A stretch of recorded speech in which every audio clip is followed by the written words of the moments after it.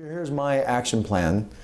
These are the points that I would like to point out to you that I think are important, that we need to actually provide action and move forward on. Number one is that we need to make sure that our government agencies actually do what they say they're going to do, especially with our background check for people who need weapons.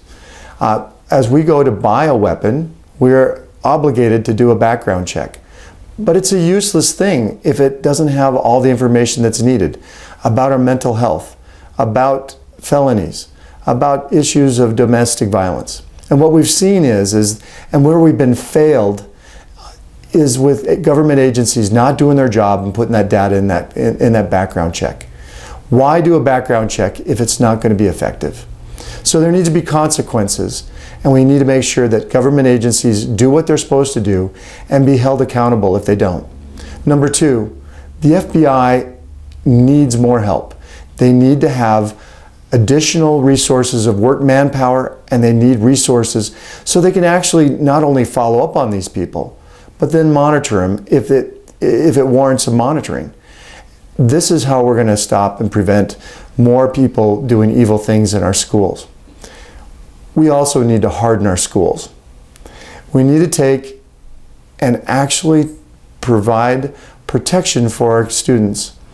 Our children are our priceless resource for our country. There's nothing more valuable, and they should be protected like anything that's found hidden and protected in a bank or in a federal building. And we can do that. Here in Kalispell, Montana, we did that at a private school where my children go. We, as parents, worked with our school board, and we hardened our school. We made it so it was difficult to go in for anybody during school hours. They had to come through one entryway, and they had to come through a school through the office. You know, we need to do that for all our schools. And yes, we do need to protect our kids with people who are trained to use firearms in the protection of our children in our schools. Call them school marshals, resource officers.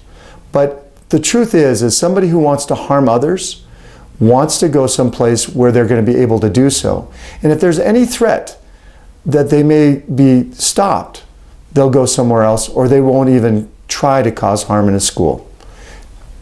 In Montana, Custer County started a school marshal program where there are staff and teachers that are carrying concealed weapons since 2014. They've not politicized it. They've not made a big deal out of it, but the kids have been safe. I think that not only all students in Montana should have that same kind of protections, but all students that we find in the United States should have that. As your next United States Senator, these are the issues that I'm going to fight for and we're going to push for. Is we're going to protect our children, and we're going to actually focus all our intentions on who's doing the evil, not on the item that they're doing evil with. Thank you.